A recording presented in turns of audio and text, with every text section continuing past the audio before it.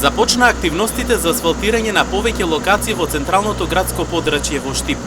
Денес фокусот беше на улицата Трст, каде се асфалтираат и пристапните улици до 2 стамбени згради, но и на конзолата на реката Отиња во близина на трговскиот центар. Истовремено се работи и на уредувањето на паркинг просторот на фудбалскиот терен Белобрадо. Проектот, кој е од големо значење за локалната заедница, ќе обезбеди подобра пристапност и безбедност за сите учесници во сообраќајот. Се работи на неколку позиции во централното градско подрачје.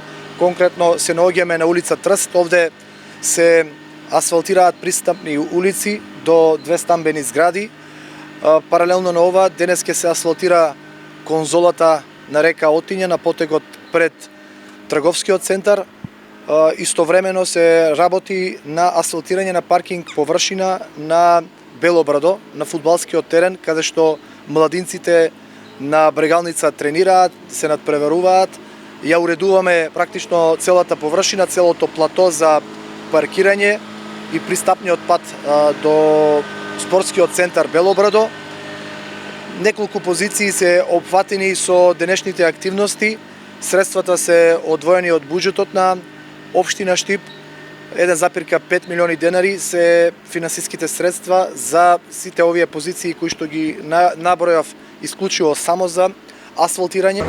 Јорданов најави активности за асфалтирање во останатите денови секој ден, како во недалечните, така и во централните делови на градот.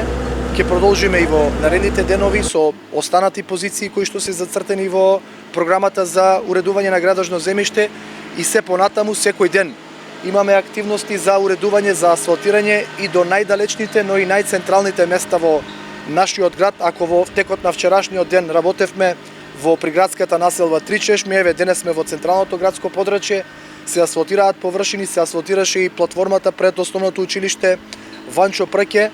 Верувам дека со оваа засилена динамика најголем процент од улиците кои што се дотрајани и амортизирани ќе бидат обновени, ќе бидат рехабилитирани. Впрочем, тоа и го предвидуваме во програмата и на тој начин ќе работиме до крајот на оваа градежна сезона, затоа што ни дозволуваат временските прилики за истото. Со оваа засилена динамика, Јорданов се надева дека најголем процент од улиците кои што се дотраени да бидат обновени и рехабилитирани, кои што се дел од програмата за уредување на градежно земјиште.